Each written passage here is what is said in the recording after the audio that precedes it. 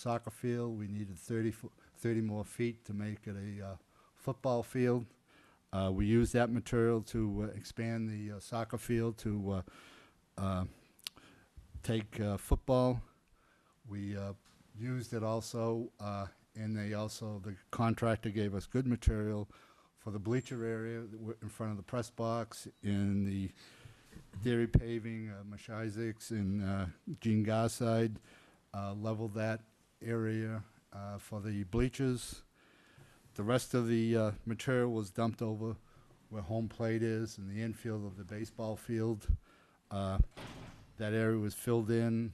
After that, the dugout group brought in additional gravel and finished that infield for the baseball field. Recently, we had the gas line go through the town. At that time, they had excess material, and that material was used to fulfill for the girls' softball field. We had the sewer line go in, and most of that material went to the Part 5 of that big multi-purpose field behind the middle school that we now have. Last fall, Continental Paving was doing drainage work here at the high school. They trucked over about 25, 30 loads of material, and that was put in place on the field that we're trying to build behind the track. I would like to say that at no time have we ever accepted material, any hazardous material. We do not accept, or the committee and in the school district, we don't accept asphalt, concrete, or septic waste. In years past, I've had people approach us about bringing their stone from septic systems and dumping. We don't accept any of that material, and we don't accept stumps. All the material is, material that cannot be used at these construction sites. Also, various school projects, the middle school, the North School, and the high school projects, we use the excess material, material that couldn't be used as fill at the various locations. As you all aware, the kindergarten, that material broke my heart, but that was hazardous, and that all got trucked and burned over somewhere around Exeter. I forget where and when. Last fall, we're very fortunate in the town to have Elliott Hospital start a project down here on Mammoth Road. At that time, we approached them, but they were not sure of if they would have any extra material or what have you. So we went through the fall, the winter. The last couple weeks, they've come up with all the tailings as they've been screening the loam. The tailings have no use to the Savarino, the contractor down there, versus the ledge they crush up and make gravel out of. But the screening material that's not used, they have no use for that, and we're right up the street. We have a place to dump it. Last Friday, Savarino trucked in 110 loads of material and dumped it where we're filling in for the new ball field. I called Brook Hollow up on the Auburn Road. They were one of our suppliers of materials last year. I asked them how much fill would cost to get trucked to the high school. And yesterday he gave me the figure of $130 a load. So if you take 110 loads times $130, that's $14,300 worth of material we got, or the school district received, and has not cost a dime. And I couldn't calculate all the other material. It goes, I'm sure, well over $100,000. But I guess I just want to let you know that we're not spending any money. We're doing what the committee's always done. Any big project, we see a pile of dirt, we go out and see if we can get some dirt and save some money for the taxpayers of the town. So, no, we're not spending money. I did not get any money. The committee didn't get any money, and we don't plan on spending any money because we don't have any. So that's what's happened. If you have any questions or concerns, answer them, or try to answer them. Questions from the board? No. Again, one of the things is that while the article failed, any donations that are given to the district, we're going to accept unless the board has a different view on that. And that's really where we're at this. We've got this donation. There's been talk about donations of the dugout roofs also at the same time, so there's been several ideas of donations here. So, Steve? I was at that same event, and it was an absolute enjoyable evening, although well past my bedtime by the time it ended. I don't know how the staff got up in the morning to get to school at 6 o'clock, but I sat lucky enough to sit at a table of old-timers in the community, and one of the things that was said in that table, one of the conversations that was said, is that wasn't it nice when there was a time when we just did things instead of waiting around to get permission? And as far as I'm concerned, if you find any big free piles of dirt around town, you can truck it all to the school, but I'm only 1/5. Thanks, Bob. Thank you. Thank you, Bob. Mr. Chairman, Yes. would it be possible for us to preserve this portion of the tape for posterity? I found this very interesting, the oral history of where these different fields came from. And I'm sure in 20 years, people, maybe somebody would transcribe it and put it in the history of Londonderry as to how these fields arrived at the conditions that they were at. And I just found it very interesting. I think other people would down the line. So I think you're right. Let's see if we can. is there a way for us to do that? We'll ask Susie to get a copy of the tape for us. Okay. Give it to the Historical Society so they have something to do, right? I already remember. Okay. Any other questions and answers? Thank you, Bob. Okay. Our next meeting is a joint meeting with the Town Council and the Budget Committee on June 12th, and that will be held in the Londonderry High School Band Room at 7 o'clock.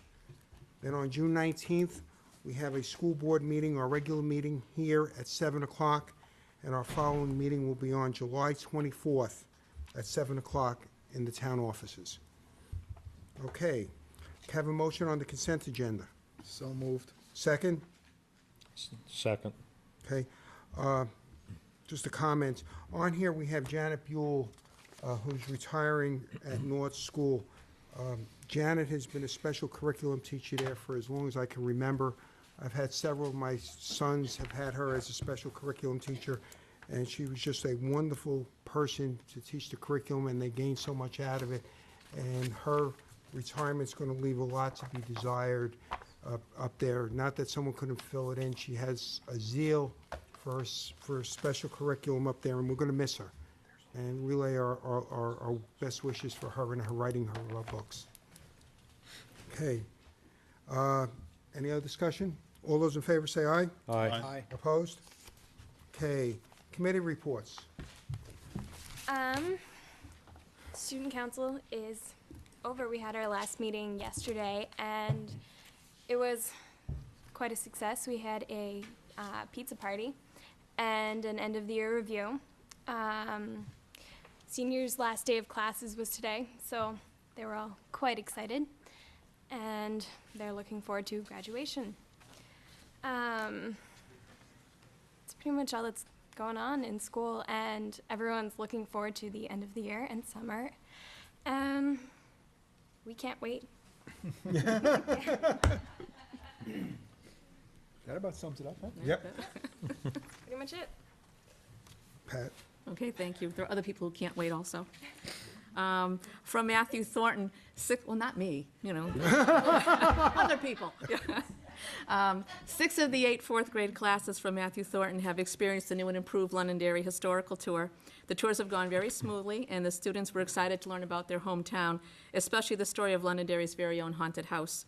For the first time, MT students were also able to do gravestone rubbings over at Forest Hill Cemetery, and that was a great experience for all, and that was a lot of fun.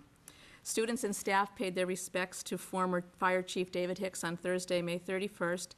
Students respectfully lined the sides of Mammoth Road and held their hands over their hearts as the procession went by, and it was quite an experience for the kids, the staff, and I believe also the people that were in the procession. Matthew Thornton students will also be receiving a visit from Major Kennedy in his Black Hawk helicopter on Friday, June 8th, weather permitting.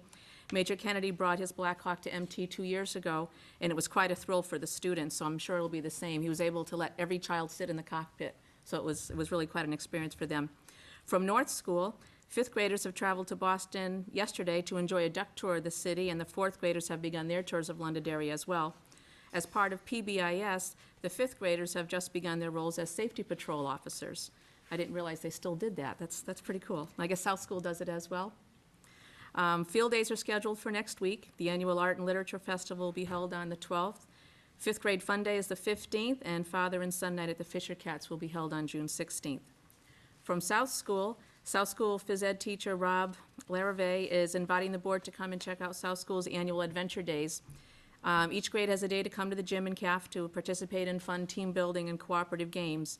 Unfortunately, the activities for 1st and 2nd grade students have already been held, but you can still catch 3rd, 4th, and 5th grade days, which are tomorrow, Thursday, and Friday, from 9 to 11:15, and then 1:15 to 2:45 in the afternoon. From the middle school, one of the 6th grade science teachers, Rachel Christensen, encouraged her students to write to Senator Bob Clegg and explain what they know about the science of how seatbelts work, and to include whether or not they support the passage of the mandatory seatbelt law in New Hampshire. The project was a culmination of their unit on force and motion and literacy across the content areas at its best. Marna Ducharme, a 7th grade social studies teacher, will be bringing her students to Matthew Thornton 3rd grade classes to read and present as a gift their ABC books on Africa. The students have worked diligently to not only collect and summarize the important material they learned, but to also present it using many mediums of art that they studied this year. The 8th grade teams have just returned from their floating labs, and they are currently analyzing their collected material by using Inspire data. And from the high school, Londonderry High School Guidance Counselor Biff Prince recently attended the conference of the New England Association for Counselor Education and Supervision at the University of Southern Maine. Mr. Prince is one but a handful of school counselors in New England, and possibly the only one in New Hampshire, who is both licensed as a clinical mental health counselor and certified as a school counselor. Also, Mr. Prince holds the additional credential of approved clinical supervisor by the Center for Credentialing and Supervision. A number of years ago, as president of what is now the New Hampshire chapter of the American Counseling Association, he obtained the New Hampshire charter for the establishment of the New Hampshire Mental Health Counselors Association, a key organization in professional counseling in the state. And that's it for tonight. Thank you. You're welcome. Ben? No report. George? Thank you, Ron. A couple things. The Technology Committee has convened a few times. A week or two ago, we took a look at the platform requirements, Macs and PCs, and we began discussion about a pilot classroom. The one thing that we want to keep in mind is that, the priority here is the delivery of curriculum along with the absorption of that curriculum.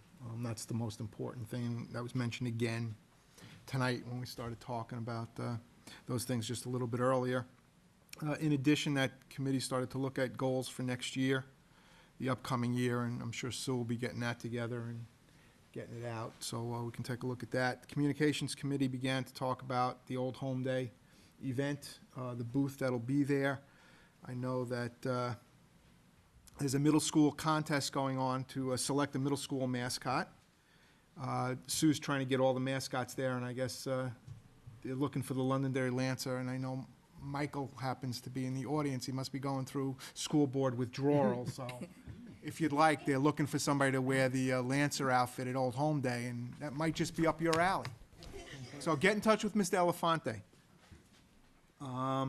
Again, that committee's also looking at goals for 2007, 2008, so once we have those in place, we will publish them. And I just want to mention that a week or two ago, I had the opportunity, along with Mark and many of the other administrators, to attend the final meeting for the Induction Institute. And that was just terrific. I have to tell you, there's a great group of new teachers out there. They're enthusiastic. They're excited about being here. They're excited about being in Londonderry. And I think our kids are in real good hands. And I was very impressed. And Mark, if you can just take back to the group, the entire Induction Institute crew out there, how appreciative we are of that. They've just done a terrific job. I don't want to mention them because I know I'm going to forget somebody, so I'll leave that up to you. And that would be it, sir. Steve? Did the communications committee with George, and that was it. Some of the statements that came up got me thinking, though, so I ran quickly to the website, which Sue will be happy that I did this. Adult ed graduation is scheduled for Wednesday, the 6th of June, which is coming up very quickly. It's in tomorrow. And the graduation for all those seniors, and I'm not sure if you get to be a senior then or you have to wait till September, but when all of the seniors graduate, that'll be Saturday, the 16th of June at the Verizon Center, and this year I believe it's at 2 o'clock in the afternoon. Air conditioned and rain or shine. Thank you. Dan?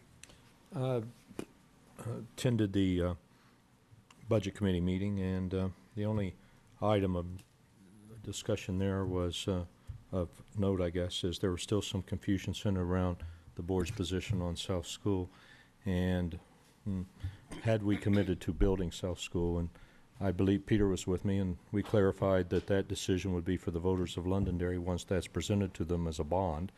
And the board discussion the other evening was a directive to the superintendent, I believe at the 19th meeting, to come back with some additional substantiation or support or clarification of the architectural and the design and the directive of the board at that time. And I believe the Budget Committee was okay, and once that presentation was made, there was whatever issue was out there was cleared up.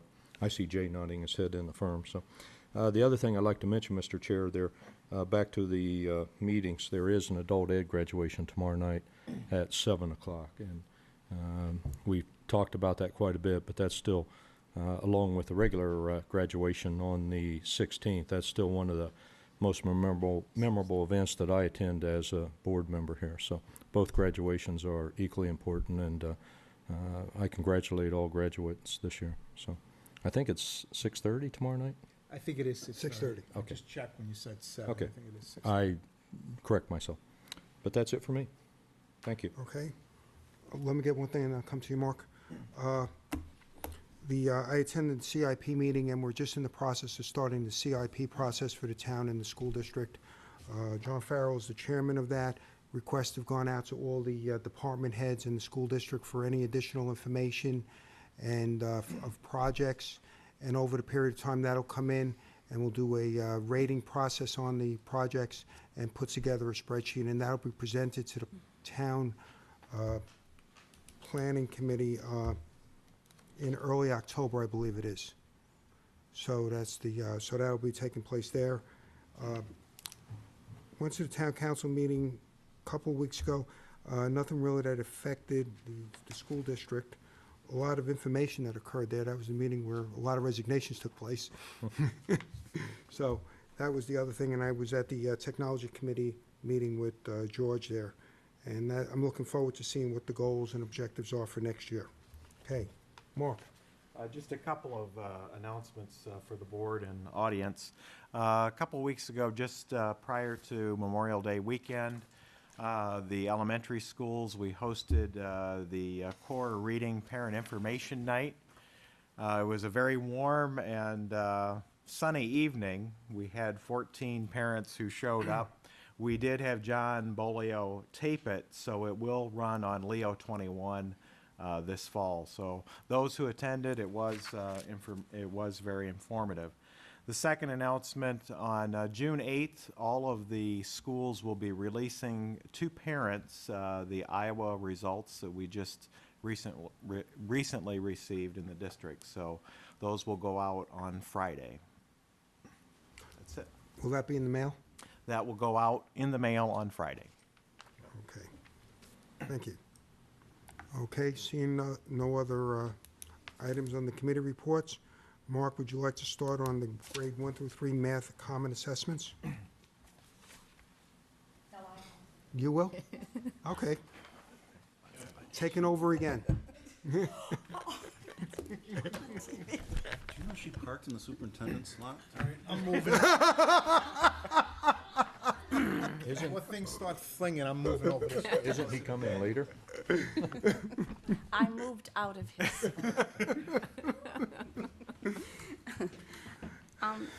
I guess the topic tonight is math assessments. As you know, as a board, a number of years ago, back in probably 2000, there was a directive that we would do benchmark monitoring every trimester.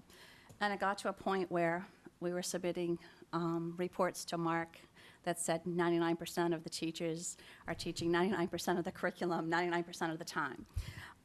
It answered the question as to what teachers are teaching, but it did not answer the question to you or to us as to what children are learning. With your permission, we did veer away from the benchmark monitoring, and as administrators, we have monitored the curriculum, so to speak, and I think that that is evidenced in the Iowa test, our Dibbles test, and the other tests that we've been doing throughout the year. However, there was a call to have something that was more relevant and more timely. We tried to come up with something that would be by trimester and reported to the Curriculum Advisory Committee what children were doing with regard to the report cards, but that wasn't an exact science.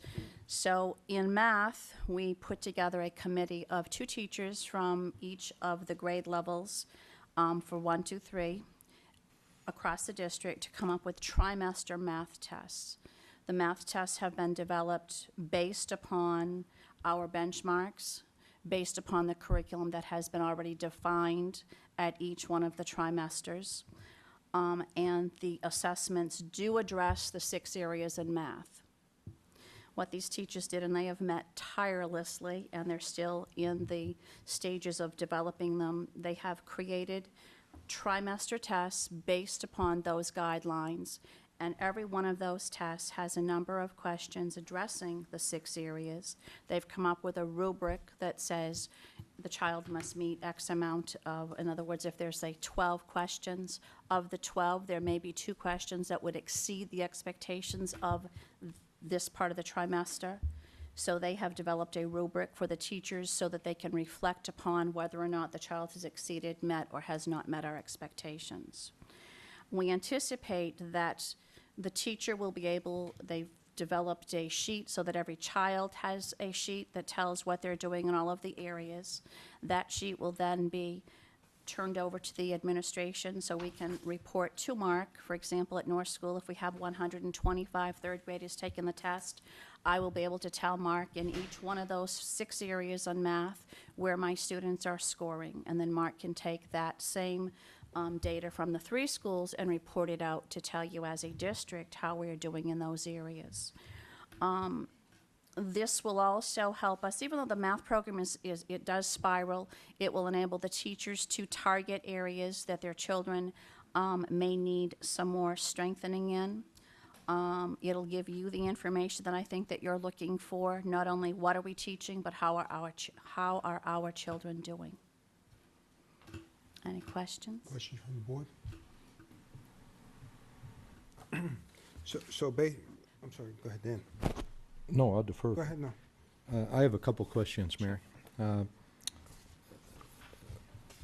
you explain to me piloting common assessments?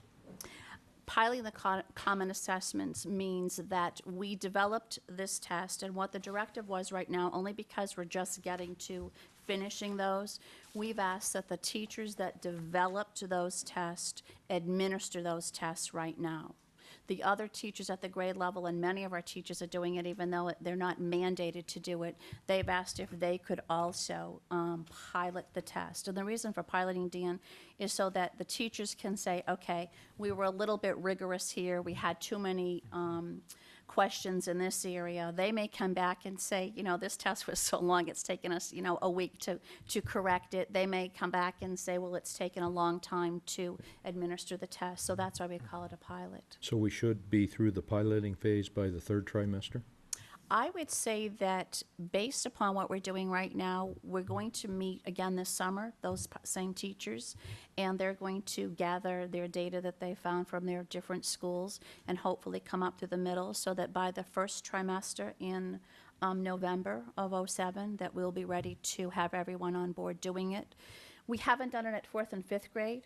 Right. They usually give chapter tests, but I think that there's also been a call that we would develop something for 4th and 5th grade Okay. along the same lines so that we know that when we're reporting out what children know, it's based upon a common assessment. if I could run my last question, Mary, is the purpose of the trimester assessment is strengths and weaknesses of the students and how to address those both individually and collectively, I assume. Correct. Now I'm in the third trimester, and I do an assessment, I assume somewhere toward the end of the trimester. How do I use that data for the development of that student when school's imminently out in a little bit? Probably some of that will be reflected in the Iowa test that we've just finished. However, that same information can go with the students. We do have info, and there's a decision as to whether or not we will put that You information understand up what on I'm saying? info. It's the Do info. you is- understand? I think we're on the same wavelength, but if I find a particular, you minister the assessment and you find that Dan Beaver has a certain weakness, that he just doesn't grasp the content of the delivery for that trimester. Are you talking the end of the year? Are you talking Yes, I'm any talking at the end third of the year? trimester. Obviously, at the end of the How do year, we the address student's that for going that into child? another grade level, so therefore that information would transfer to the other grade level. And there's securities put into place in that we do have remediation teachers in math, so we could take those children and remediate from the very beginning.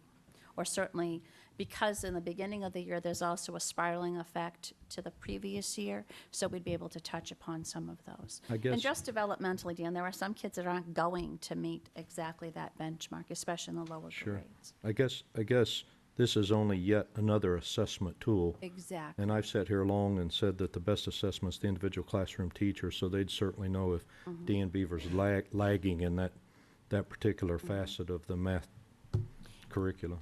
And there's also But been this is talk- just an additional assessment tool. It's an additional assessment tool, and Fair we enough. have also said to them from the very get-go that we would not want them to hold that one single moment in time Sure. as a reflection of the child's entire trimester. They have to certainly use their professional judgment in making decisions. Thank you, Mary. You're welcome. I guess I have a question. Go ahead.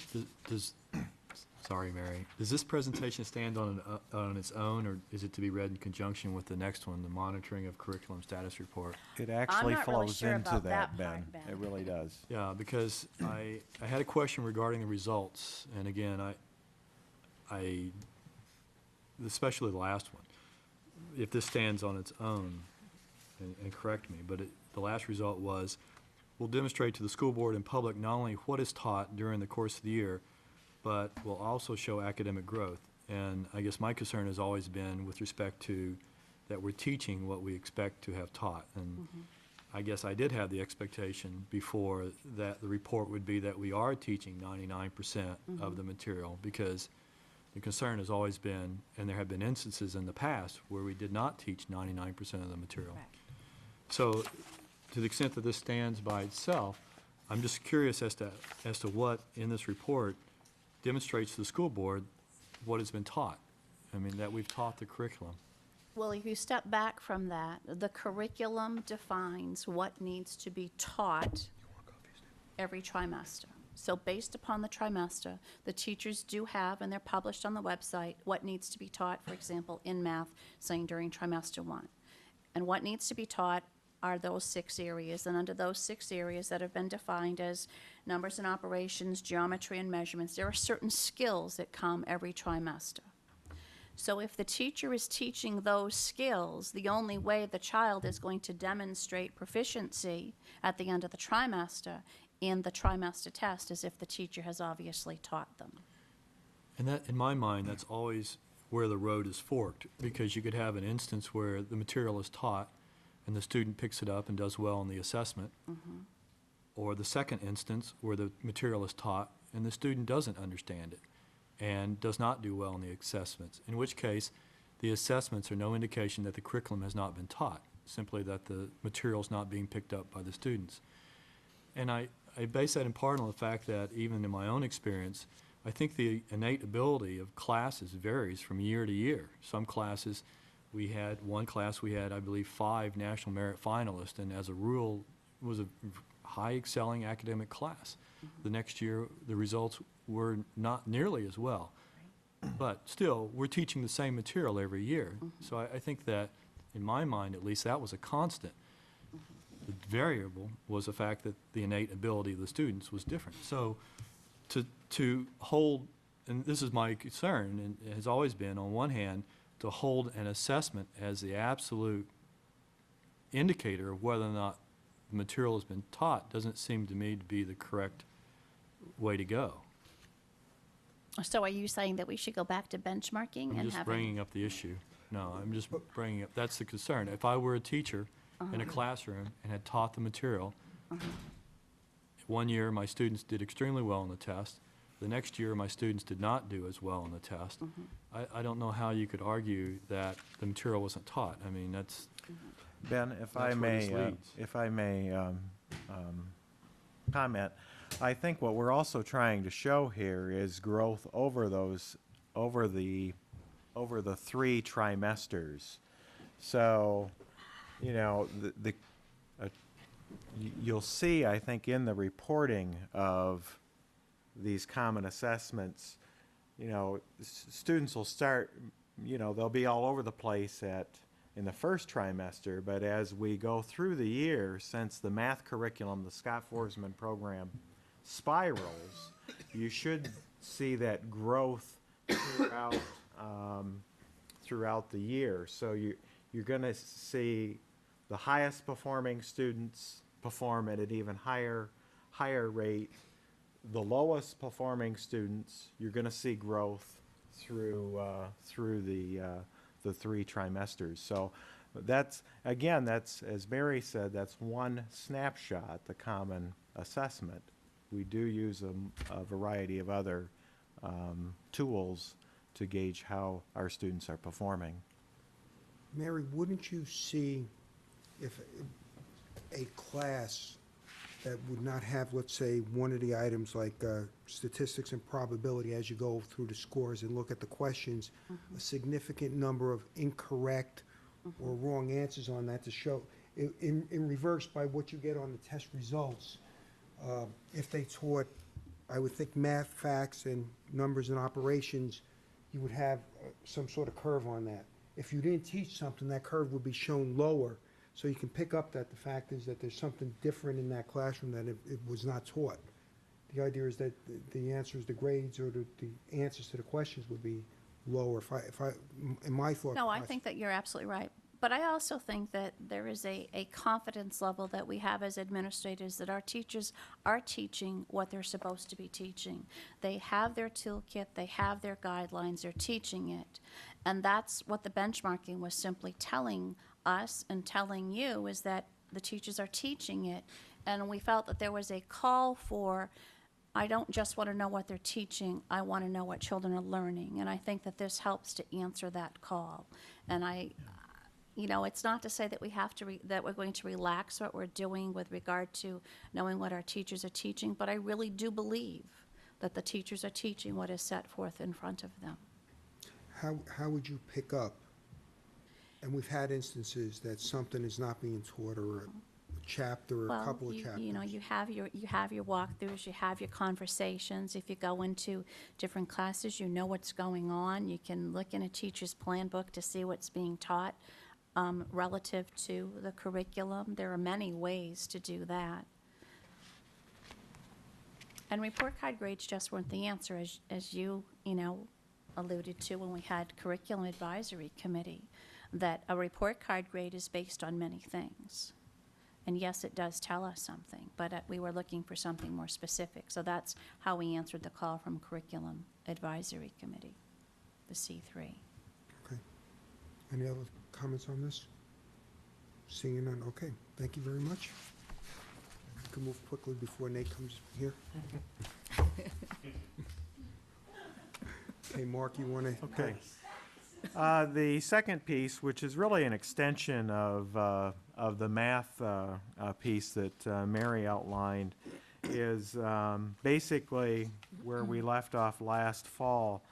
The green sheet attached to this was a recommendation that administration provided to the school board last fall about moving toward more of a how students are performing over time, more of a growth model tied with our our benchmarks. The white piece just kind of gives the board an update as to what we have been doing this past year. You've heard Mary describe the primary math piece, and we will be moving into 4th and 5th grade at some point next year to get that online. The other piece at the elementary level that will go in with the core reading program, we will be using the unit benchmark assessments, all 5 or 6 of them, plus the end of the year assessment. And that data will be entered by the teacher. Our database administrator has already developed a system, and we have been piloting that. So we'll be able to generate reports on how kids are performing over time at every grade level. I also give a little bit of information on science and social studies. I think we're a little bit out yet on that at the elementary level. At the middle school and the high school level, this past year, curriculum coordinators have been working on the development of common assessments. At the middle school level, it has been more in the form of common unit assessments in all of the areas. They have been doing some piloting of those this year. We're still working on what the reporting mechanism will be for the school board, but those are being developed. Same way at the high school, there's been a lot of work by the departments, both on the humanities side and the math science side, in the common assessments at that level. I have put at the end, under Londonderry High School, just some of the efforts that the curriculum coordinators do at this time in monitoring their areas, whether it be math, science, social studies, foreign language, English, and so on. That information is at the end of the document. But the idea is, again, to give you meaningful information to demonstrate that we are following what we say we have in our curriculum guidelines, and also to show the growth over the course of the year. And not only to be used by teachers, but also to publicly share that with you. So I'll open it up for questions. Questions? Okay, Dan? I have a few, basically for clarification. On the first page, Mark, what's an administrative book group? Well, we have not started that yet, but we would like to start a book group perhaps this fall with a focus on classroom walkthroughs, similar to book groups that we already have for literacy at our high school level and at our middle school level. This would be more of a focus for administrators and to help the administrators professionally in working with their staff. Okay. Go. If you go to page 3, what's the benefit of the kneecap science pilot if we're not going to receive any results? There is no benefit. Then why are we doing it? We're required Oh. by Okay. the New Hampshire Department of Education. What if we don't? Good question, Dan. I mean, it just seems kind of ludicrous. I think if you asked if you polled our teaching staff on kneecaps in general, they might have a good answer for you on that. I'm not going to belabor it because I know the answer, but I would like to assume they're going to use it for some benefit to develop something. And if they don't give us the information, what good is it? I assume they're going to utilize the data. They're using this pilot basically to validate questions, to make sure that the questions were designed appropriately and developmentally before it becomes operational next May. Okay. And Ron, the last one Go I ahead. have is, if you go to page 4, implementation of high school common exams. I guess that would be an indicator that the curricula is being addressed, another assessment benchmark of how the curricula is being addressed across the, let's use earth and changing environment. Or so if one class does poorly on a certain component of that exam, I guess we would use that. The curriculum coordinators would look at that and say, we have something amiss in that class. It'd be yet another tool. Exactly. Is that one of the benefits of doing that? Definitely is. Okay.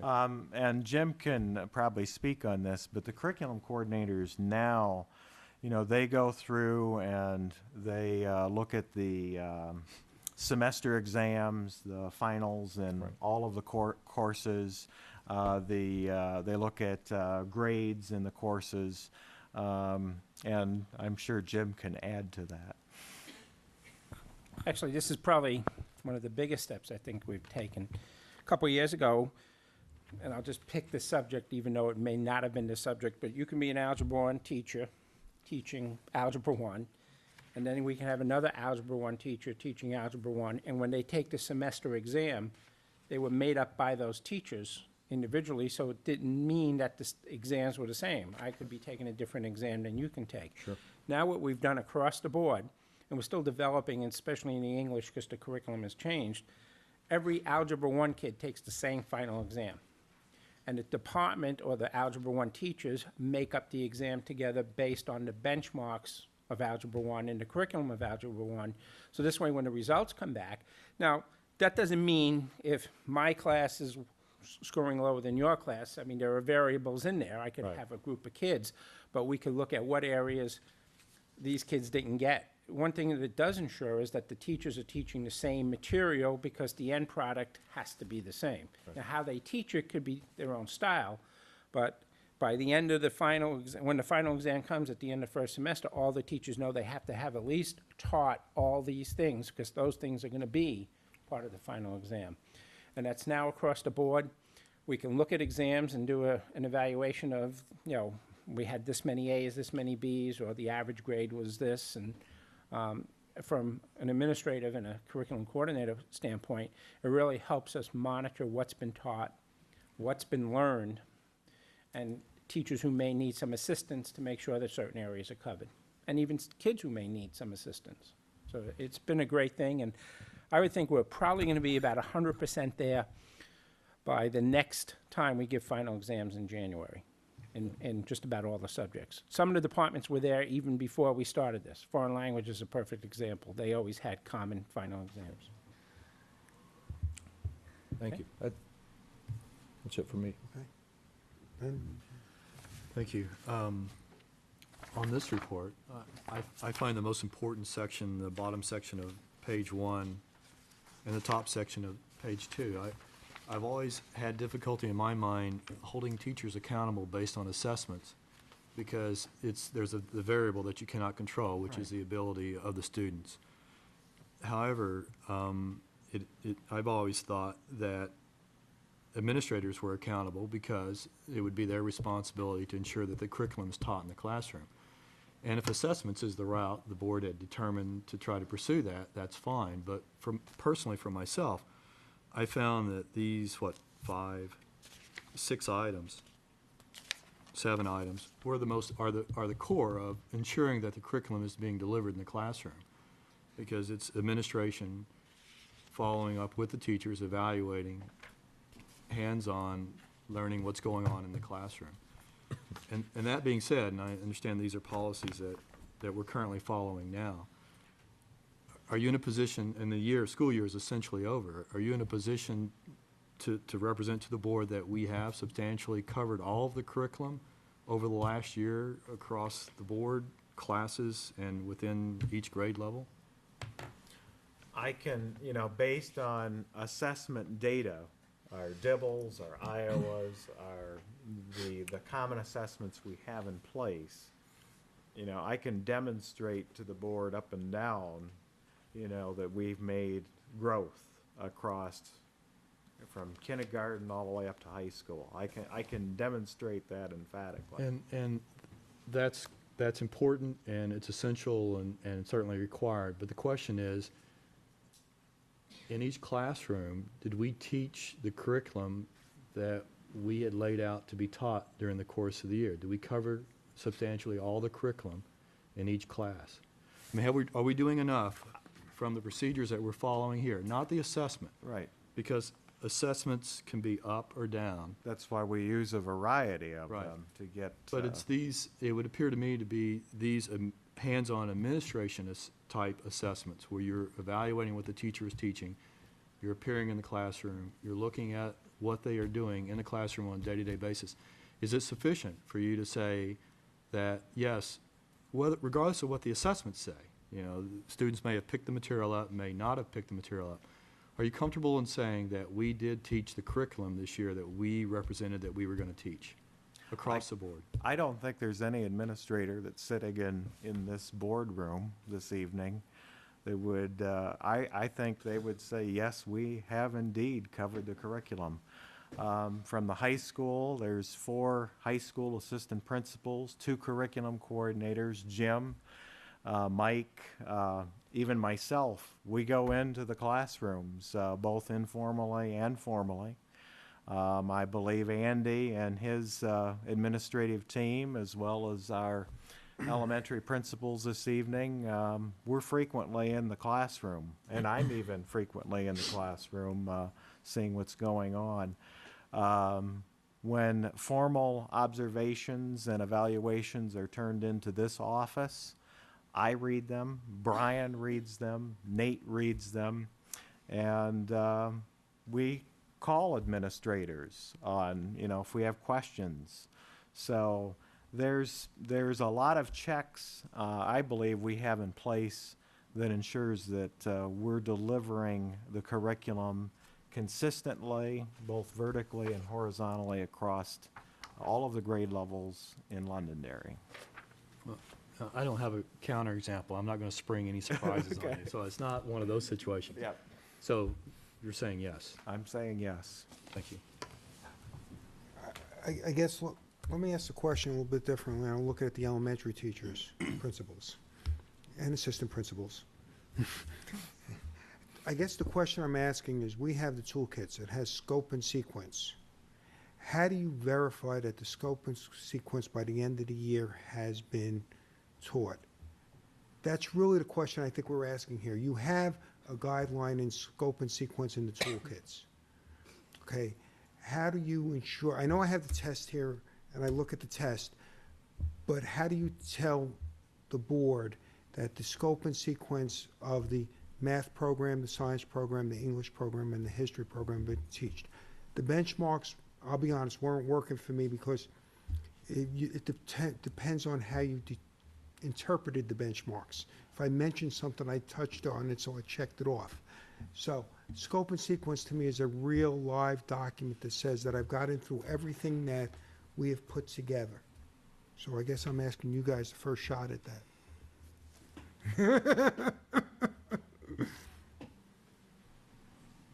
That's what,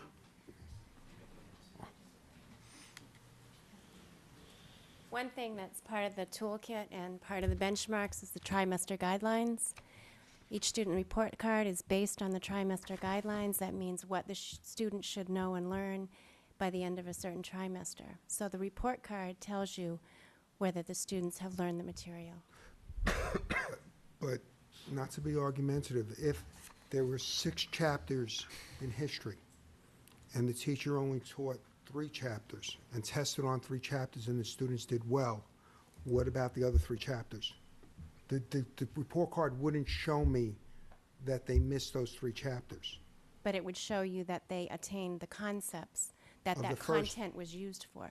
Yeah, but it doesn't tell me at the end of the year, and this is where we ran into an issue, and this is why we were having the discussion, was that we were missing several chapters in a math course that was just never taught. Now, how, and that's really, I think the essence of Ben's question is, how can the administration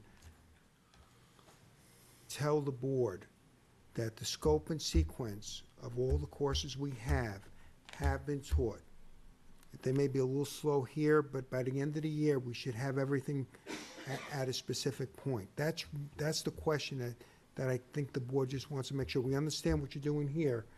This makes a lot of sense to me. It tells us that we show the growth, but there's the other part, that the confidence level saying, you know, Linda, you sitting up here, and Zach and Carol saying, yes, in all my classrooms, we have taught the scope and sequence of the 5th grade curriculum, the 4th grade curriculum. That's really what we're looking for. It gets a little harder at the other grade levels, but that's the essence that we're looking at. We have two things. Right. Yes, I taught it to the children, and here's how they did on it, and we're going to improve because we see.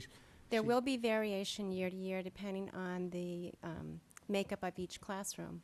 Some classes can move forward at a steady pace, some have to go slower, and that's based on the teacher's expertise about how fast they should move and what else they need to give this group of children. So sometimes that will happen, but it's our assessments that show whether they've learned the material or not. But go ahead, that's the essence of the issue. If I were involved in the conversation, I would say irrespective of the assessments, I've just never been one for testing to show that we've covered the material. Ben, if I may, I think I understand where you're coming from. I think having like a common assessment in mathematics or going the unit benchmark route in the core reading program, it does in essence hold teachers accountable to the curriculum.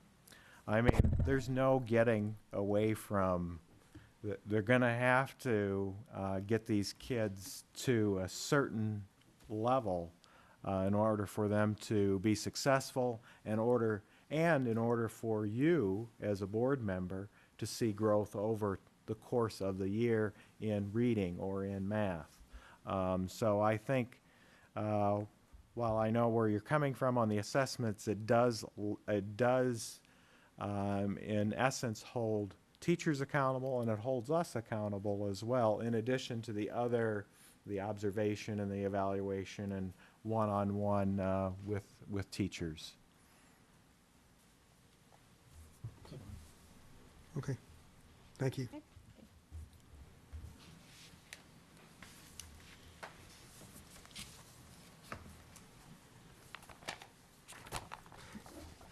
One last point on that, Mark. Yes. In the elementary schools, everyone will take the same math test at the end of the trimester.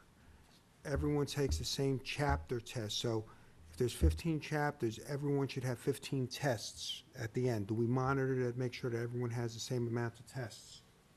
So therefore, if they've taken the test, I'm going to make the leap of faith. No matter what they do on it, the lesson has been taught. We would not have classrooms that have only done 12 chapters or 8 chapters. That's correct. Yeah. Further to that point, my understanding is that the test is the same test throughout all 3 elementaries. Right. Because that's our math piloting program, and that's so that's where we are. Okay. Well, I mean, I don't want to belabor it. Okay, I will belabor it. Go ahead. So you do poorly on the assessment, but that may or may not reflect whether or not you've taught the material in the classroom, unless the administrators have followed in behind and said, well, I know they taught the material because I was in the classroom, I saw the lessons plans, I heard what was happening in the classroom. I'm looking for that qualitative aspect. Well, And Ben, that's why I didn't want to push it any further, because you had given me that representation. But I don't know how you can say assessments are the final word on whether or not, we're not talking about growth. We're just talking about, did we deliver the product which we represented, which we were going to deliver? Not whether or not anybody grew or didn't grow or learned the material, didn't learn the material. Just did we do what we said we were going to do to start with, which I take to be teach the material. or present the material to the students. And I will go back and say that I do think the reading common assessments, the math common assessments will do that. I mean, your teachers will have to cover the material. Can I just say one thing? I don't Yeah. think any teacher would want to give her students an assessment or his students an assessment if they hadn't taught the material.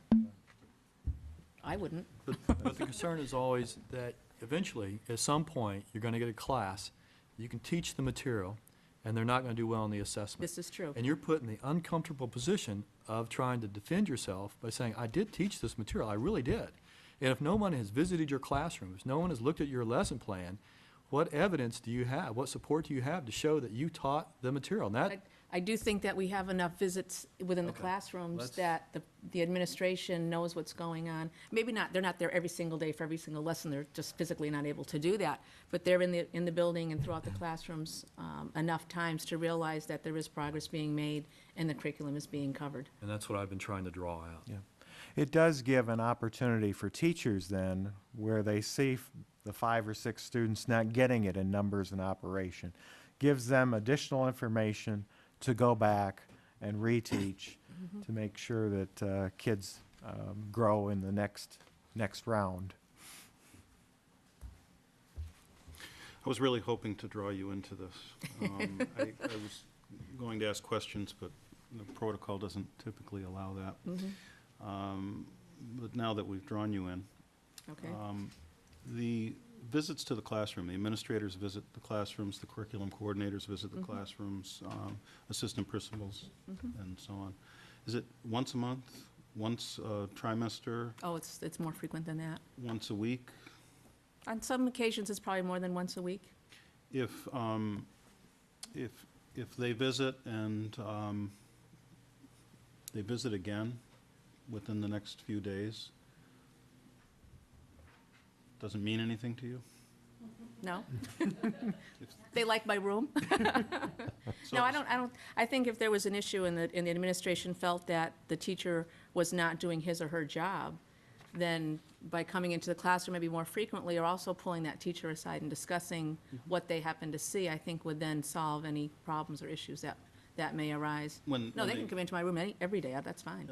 In business, we have at least for me, I have a rule, we don't pull people aside on the floor. We, take them into another room, or we do it at yes. another time. Yeah.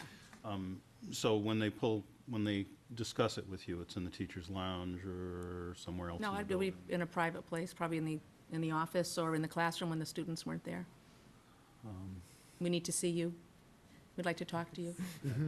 I don't get those phone calls very often, I didn't think you did, but, but it does happen, okay. And so they're there, and when they come into the classroom, how long do they stay? That varies. So it Some could days be it might be a 2 couple of minutes? minutes, some days it might be 10 minutes. Depends on, I think, what's going on in the classroom and how engaged the students are in that activity, and if they're going to cause a disruption because they're in there looking around, sometimes that does distract the kids.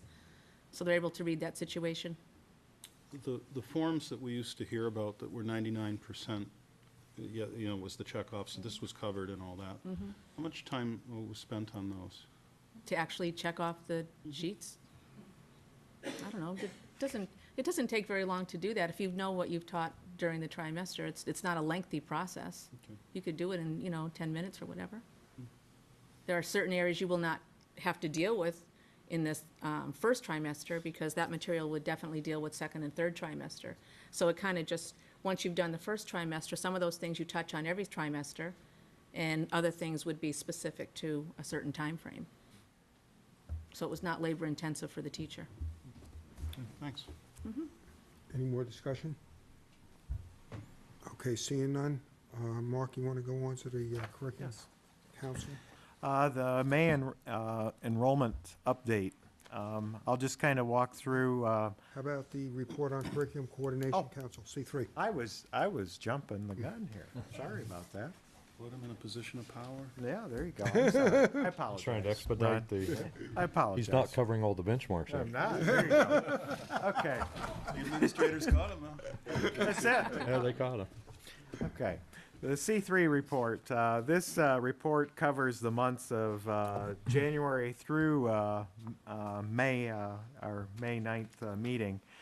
On average, we've had about 25 members show up at each of the meetings since the beginning of the school year. I've been quite pleased at the participation and the attendance at our curriculum meetings this year. This is by far the best year that we have had as far as attendance. We have parent reps from each of, or almost each of the schools, and they are frequently at our meetings. So I've really enjoyed having a large turnout at the curriculum meetings. Just some of the highlights to walk through this a little bit. In early January, we had a core reading pilot teachers update from the pilot teachers. They came in and updated the curriculum council as to the status of the pilot program and how that was going. The kindergarten at that time were raising some issues on the pacing, and at that point we provided additional professional development and workshops as part of their request. We also had at the middle school, Ann Kalachi brought a fax text initiative to the council. The last updated version was in 1992, and this has been budgeted in the FY08 budget in the middle school budget. Also in January, Sue Ballard presented a DVD or a PowerPoint on the class of 2020, kind of a visionary piece on technology and curriculum, which I think a lot of the curriculum members found very fascinating. I believe she shared that with the tech committee as well. Also, again, in late January, we had another core reading update. We also talked about in late January common assessment reporting, some of the very items that we've discussed this evening. Both our middle school and high school curriculum coordinators reviewed to the council the math course offerings and various levels that students can follow. Those were presented by Ann Kalachi and Cindy Freiberger. Kim Susi and Cindy also updated the Curriculum Council on the AP audit for our AP courses. And then we also briefly discussed summer enrichment proposals. As of this time, I'll just update the board. Looks like we will have some of them operate this summer. We may have up to 5 of the 15 that we had advertised. We're finalizing those numbers, so it's a good start, I think, to have a third of them going. So as you previously heard at a board meeting, Pat Slozak, Margaret Sinclair, Sue, and Linda provided the Curriculum Council the Grade 4 Londonderry Toolkit and the work that went into that. Jan Armstrong brought to the council some modifications to the LMS Advanced Writers Workshop screening process. Kim Susi presented the LHS Fax Text Initiative. And again, it just was a worn-out text going back to 1986. So that was presented.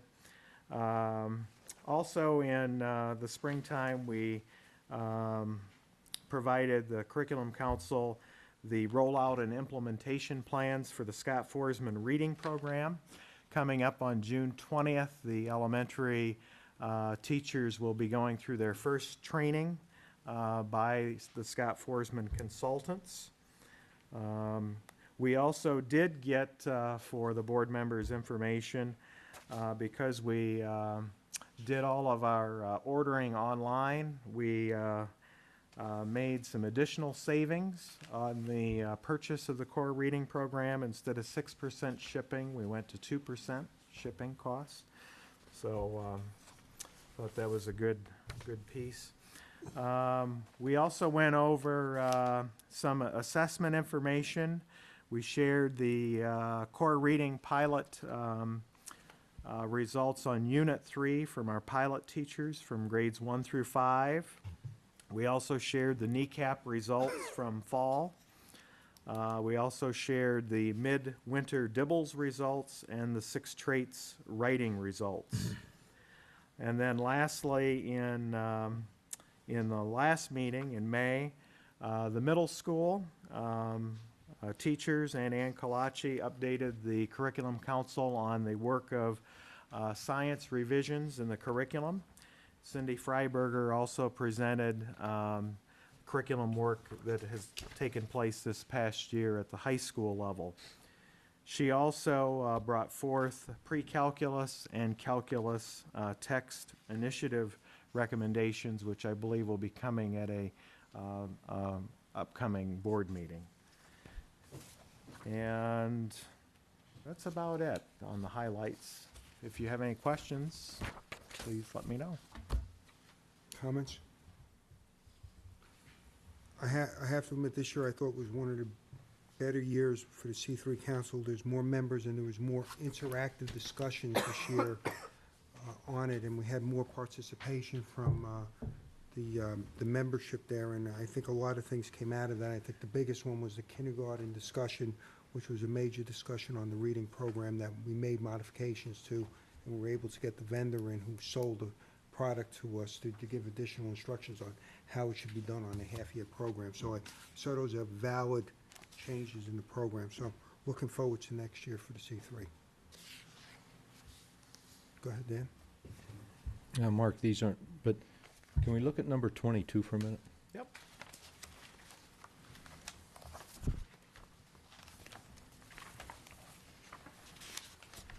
The very first bullet there. What's our plans going forward on theoretically lowering the percentage of students who are on IEP due to reading issues? What does the word theoretically mean? I know what it means, but Mike, how can I rephrase the question? So we're saying the district has made strong efforts in putting into place the 3-tier reading model, which we have, Yep. and scientific research-based materials in the hands of all learners to theoretically lower the percentage of students who are on IEP due to the reading issues. I assume we don't want to theoretically do it, we want to actually do it. Right. So, That's probably what I should have said. Maybe that was my mistake in putting Well, theoretically. I in guess, there. yes, The that's, goal. to Ben's, maybe this goes back to the benchmark type thing. Do we have pretty concise criteria Yes, we do. established to do that? Yes, we do. In Okay. fact, any of the principals at the elementary level, I think, can talk to this. We really follow reading quite intensely. So, no, you know, I realize every 10 weeks, you know, we're getting results on our Dibbles. We're having conversations at grade level with teachers.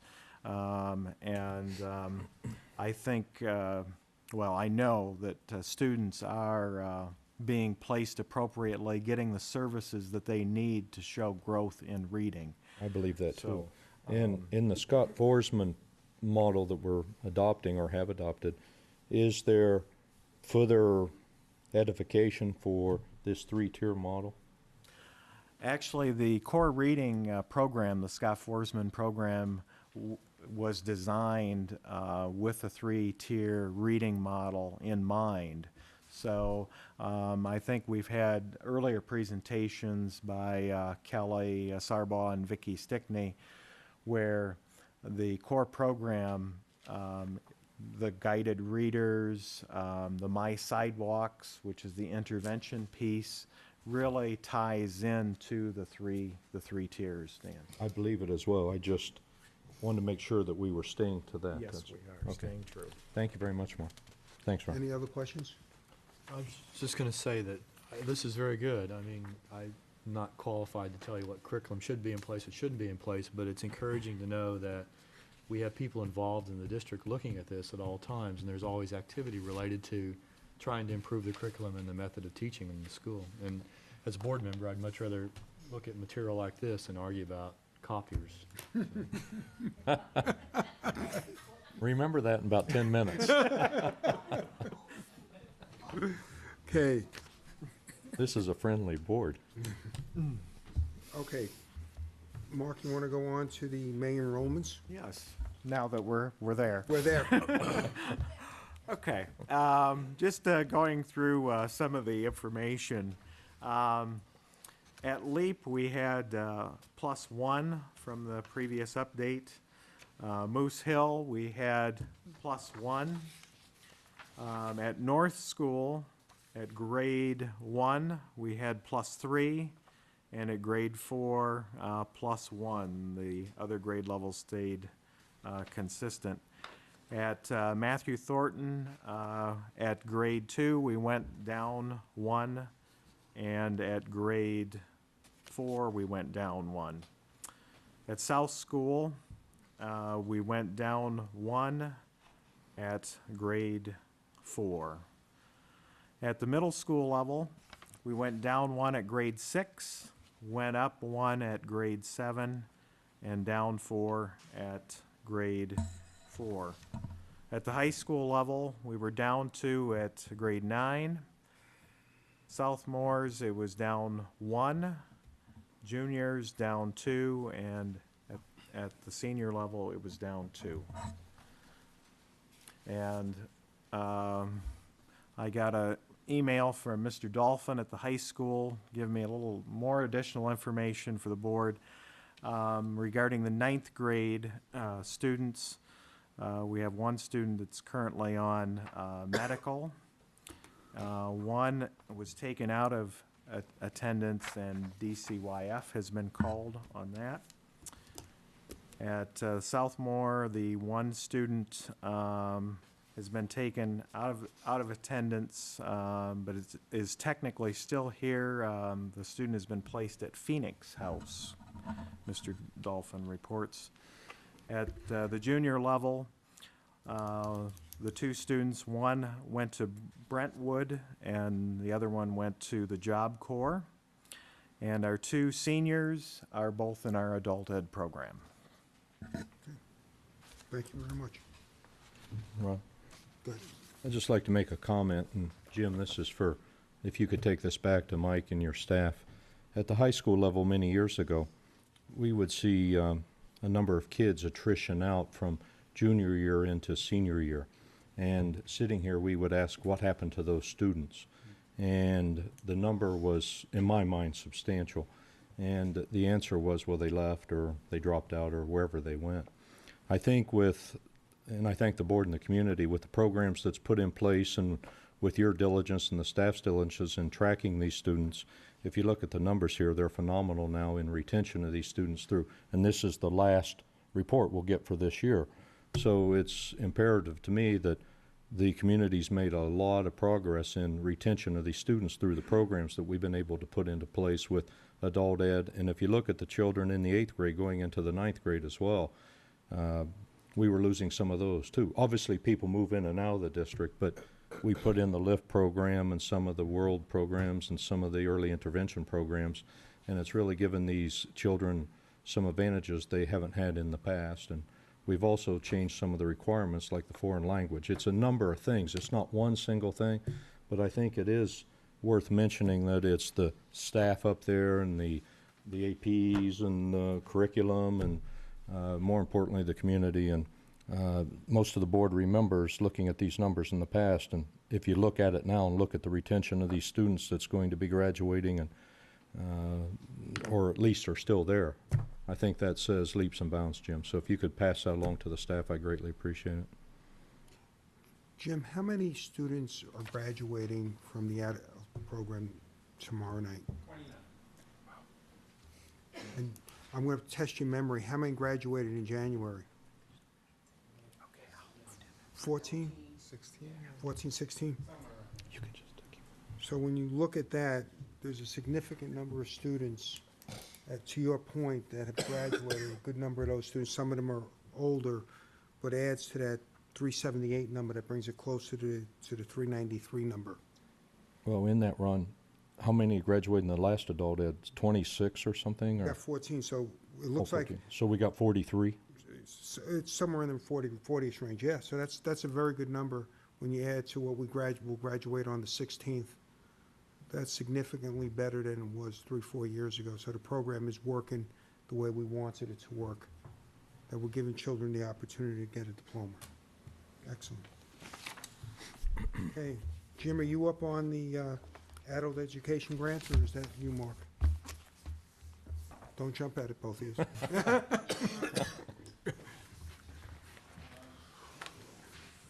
Mary, you're going to do it.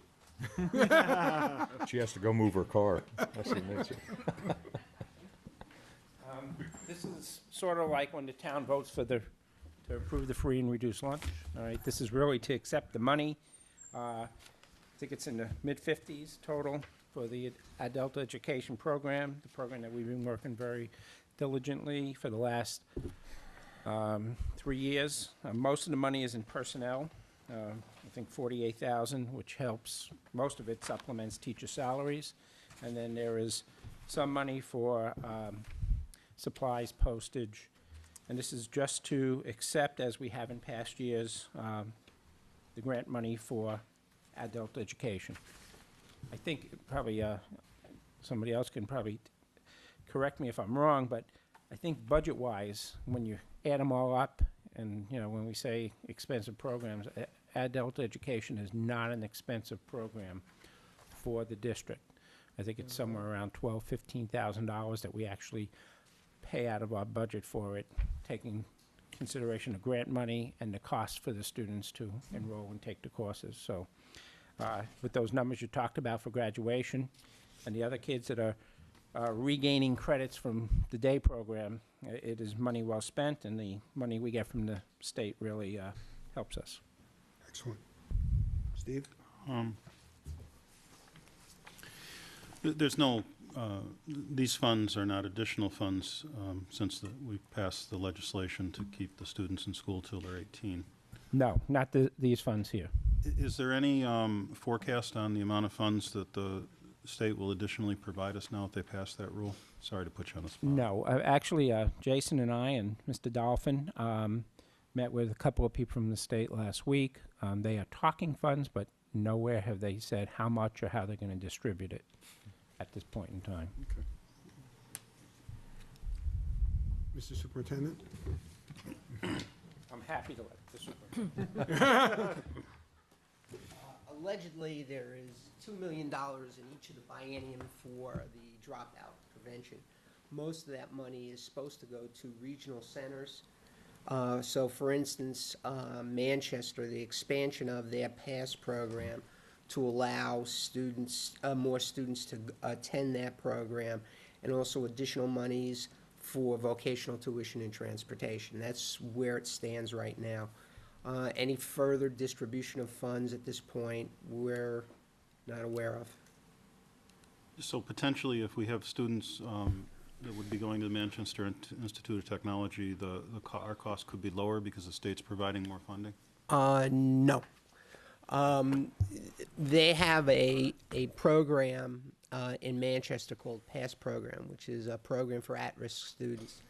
The idea there is to expand those services and allow other students to come, but the problem that Manchester is going to have, along with some of the other regional centers, is basically going to be physical capacity and whether or not they're going to be able to accept additional students for those programs. If there's no other questions, I'll make a motion to... Go ahead. I make a motion to accept the funds from the state of New Hampshire for the adult education grant. Second? Second. Any more discussion? Seeing none, all those in favor say aye. Aye. Aye. Opposed? Okay, 5-0. Okay, Peter, the copiers? Yes, I'm still recommending Northern Business Machines as previously for the lease of 27 or actually the rental, like to use the word rental, of 27 copiers located throughout the district. We'll be using, as we stated, the FMV spread of payments,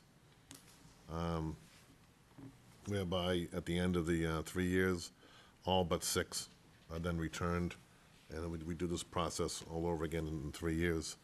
The idea is to rent the useful life, or as close as we can, the useful life or the recommended life of the machines, get the most value out of the machines, and then when they're at the point where they start, the maintenance starts to override the useful life, we turn them back to the vendor and receive new machines in the various locations.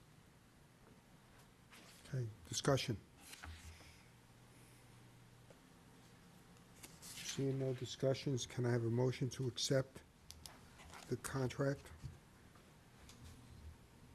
I'll make a motion, Mr. Chair, to accept the contract as submitted. Do I have a second? Second for discussion. Okay, discussion. The only discussion I'd like to have, just because it may seem a bit disjointed to people that may be passing through this meeting. In past meetings, I know we discussed this, but how many, we put out a bid to how many companies? Well, we advertised and sent out proposals to the vendors that bid on the last time we did this as a courtesy, and we do it all the time. We received 5 back, and are recommending Northern Business as I termed the best qualified vendor, I guess is the word. Okay, so we solicited for bids, we received 5, and we're selecting the best one. Yes. Thanks. Any more discussion? Seeing none, all those in favor say aye. Aye. Opposed? 5-0. Okay, policies for reading. First one is ILBA assessments. Mr. Chair, I'd like to move for discussion, policy ILBA assessment for first reading. Do I have a second? Second. Second, thank you. Okay, I guess we don't want to discuss it. Mark, you want to just, Basically, the policies that you have here this evening for first reading, we're bringing these this evening. The new New Hampshire minimum standards for schools requires that school districts have in place the policies that you have here this evening by the 2008-2009 school year. I want to thank Jim Elefante, Mike Dolphin, Jay Parent, Kim Susi, Cindy Freiberger, and Sue Ballard for their support and assistance in working on these policies. We started in the fall. I think we completed sometime midwinter, and we have them here this evening for you. okay, any discussion? Mark, could you Go ahead. explain, this is in response to a requirement from the state? Yes, this is in response to the New Hampshire, the minimum standards for schools. In the new requirements, they're requiring that school districts have in place policy that defines assessment, that defines the high school competency assessments, and also that defines the extended learning and the online virtual education piece. They provided guidelines. They had it in the minimum standards. Basically, we used as guidelines when Jim and I sat down, we received samples from the New Hampshire School Boards Association, in which we kind of used to tailor what we felt was most appropriate for our students here.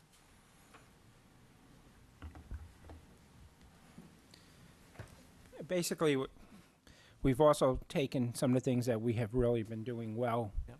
in the last couple of years providing opportunities, whether it's independent study opportunities, online learning opportunities, or real-world learning opportunities, and try to put it into a policy and procedure manual.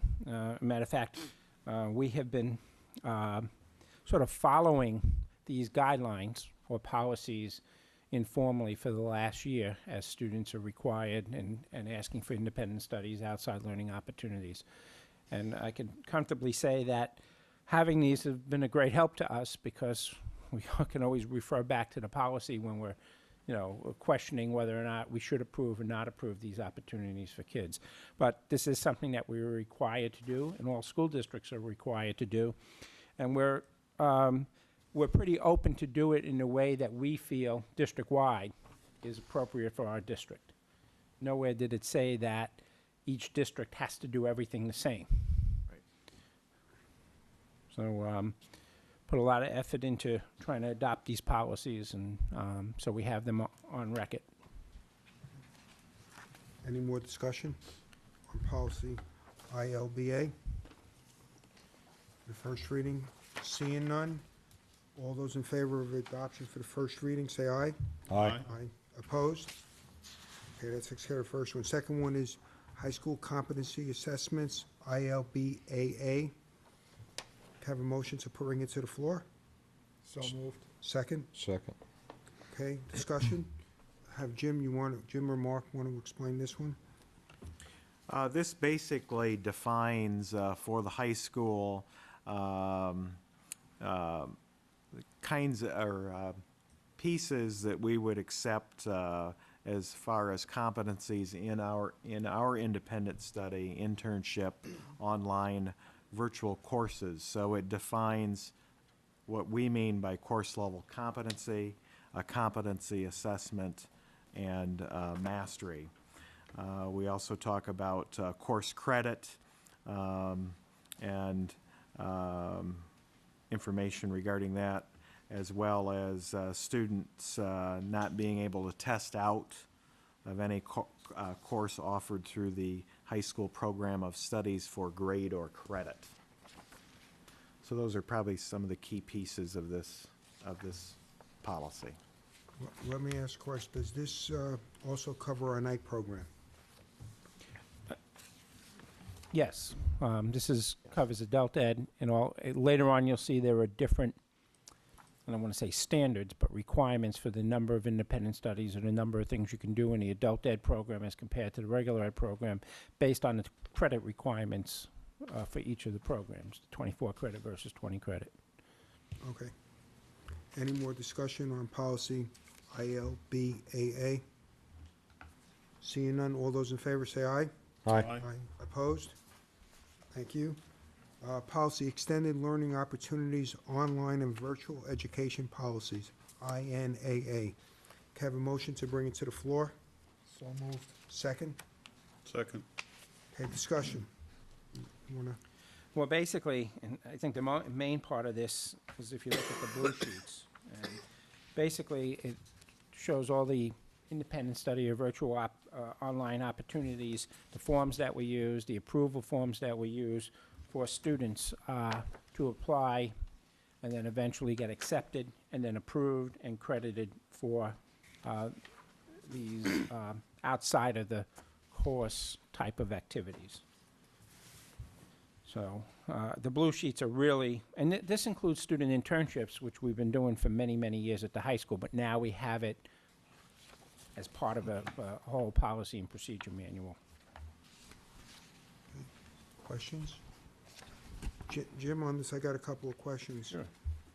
First of all, such opportunities under the provisions of a 24 credit policy.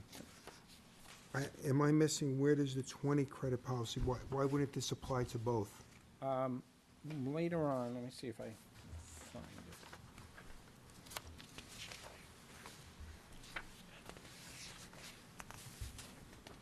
Well, you're right, maybe we should put both because it does address both of them. So that might be one of the changes we can do. Okay. Second item, generally, we set up the policy, all these exhibits should be in the a regulation, not in the policy itself. So you can make changes to that if you can take care of that also. Third question, Jim, which you'll look at, is when you got into, a lot on physical education, Excuse me? a lot on PE in here. I got a question. Yep. We're accepting almost virtually everything. Why don't we accept teams?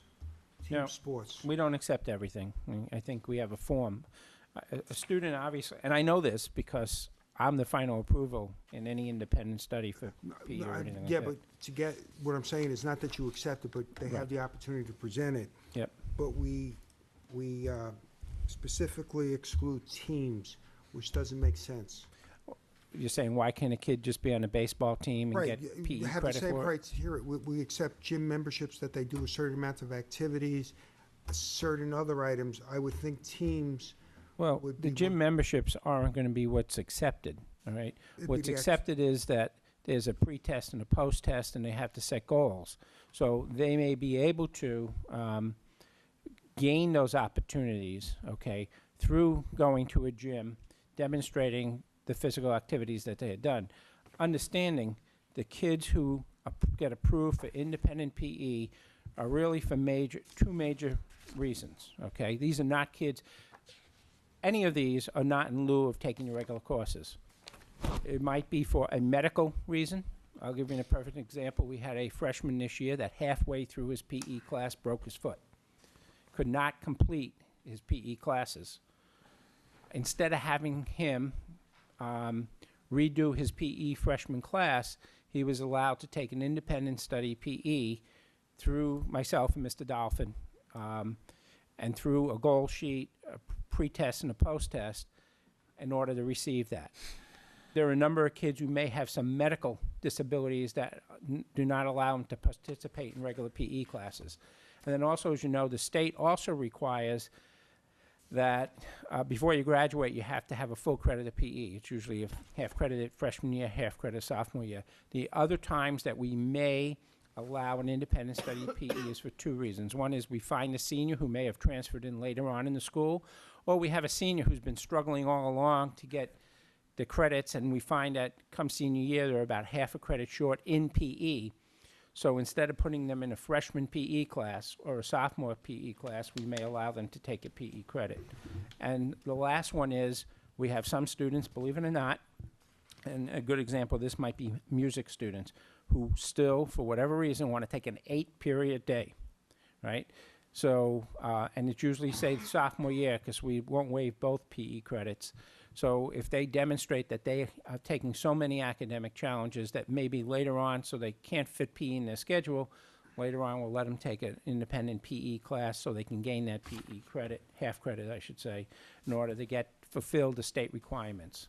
So really, even though it seems like it's a lot, we really have criteria for allowing kids to do it. A freshman comes in and says, I don't want to take gym class, can I take an independent PE? The answer is no, right? A sophomore, same thing. They legitimately have to demonstrate why they're taking an independent PE class for those reasons that I kind of tried to explain. Okay. So it can't be a kid playing Laffer softball or a kid playing Panther football and coming in saying, I played on the football team and the softball team. It has to be through our program. Okay, I guess I'll go back to the same question is, since you have the final word in it and the final decision, Yep. why would you limit yourself by taking out a team sport? And I'm just going back to a case that occurred about 2.5 years ago about a student at another school district that had an athletic sport, and there was a whole rigmarole about graduation, and they said that you can't do it. I'm not saying that you give it as a general credit, but don't limit yourself here. Give yourself the option. Well, I think by setting a policy and some procedures, we have something in place, because I don't feel particularly comfortable opening up the policy a great deal so a kid can go to, Daddy's Junkie Music and get a music credit, or a kid can go this and get another credit. I think we really want to make sure that we have guidelines and monitoring where to get. Don't forget, we are awarding a student a credit, all right, or a half credit. So we want to be sure that when we stamp our name in that diploma, that it is a valued credit in any of these, not just in PE. Personally, and I'm probably one of the principals in the state that supports athletics the most, including team sports, being a former coach and athletic director, teacher, and everything. I just don't feel comfortable in saying if you go out and because you're playing on an outside team or a team at school that should waive your PE credit. I'd rather see a demonstration of a pre-test in physical activity and a post-test in physical activity. I disagree, because if you're going to give obtaining a gym membership or working out individually is acceptable with the testing on it, working under a coach for a period of time would have the same thing, that you might have to go back, that something happens to a child in the first or second year and needs that extra credit, and he has participated in a sport, and I'm saying it's a unique situation that he couldn't participate in gym the last 2 years. But you cannot come back a year after you've joined the gym and did a workout and come in and say, gee, now I want credit for it. When you're going for PE credit, you are actually coming and getting approved, and then it's after you get approval where you have to do your demonstration and go through that course. So it's not where you're going to say, gee, last year I was a member of a gym, I'm going to bring you my sheets that show you that, I got signed in by my instructor, and now can you award me that credit? The answer is no. You have to get approval, and then it's from that approval day on, because you're going to get it post-tested and pre-tested and post-tested. Okay. We'll discuss this at the next reading on this, because I have some additional discussion. Mark? I just wanted to make a comment. I think when we went through each of these policies that you have here this evening, I think the consensus among the high school administrators was to define, these competencies, all of these policies narrowly. We want our high school students, if at all possible, that's why we mentioned it, under high school competency assessments, we want them to take the courses. We don't want them to come in, take the competency assessment, and get the credit. We want them to go through, take the class with a live teacher in front, and to earn the credit. And I think this is consistent with what Jim has presented on the PE example. Basically, I think Londonderry School District does a great job of offering a wide variety of courses. Our program of studies is very in-depth. And as Mark said, most of the kids will go through the regular program of studies. We want it to be the exception, not the rule, all right? And I think we owe that to the school district and the community, who puts a lot of resources into the school. And so the fundamental basis of the whole thing, PE, whatever, was, we want kids to take courses. However, there are exceptions. And those exceptions are things that we cannot offer, or extenuating circumstances. A lot of times it's kids who come in transferred and haven't been able to get the stuff early. So we do allow some flexibility in it, and the state wants us to have some flexibility in it. When you see later on, we still have no matter how much flexibility we're giving, there is a certain number of limitations, meaning in a 24-credit diploma, I think it's 20 credits have to be the regular credits. It can't be outside the box credits. So we can control that. So a kid just doesn't graduate Londonderry High School with 24 credits of independent studies. And that's, I'm sure there's some tweaking we can do. That's why we have 3 readings.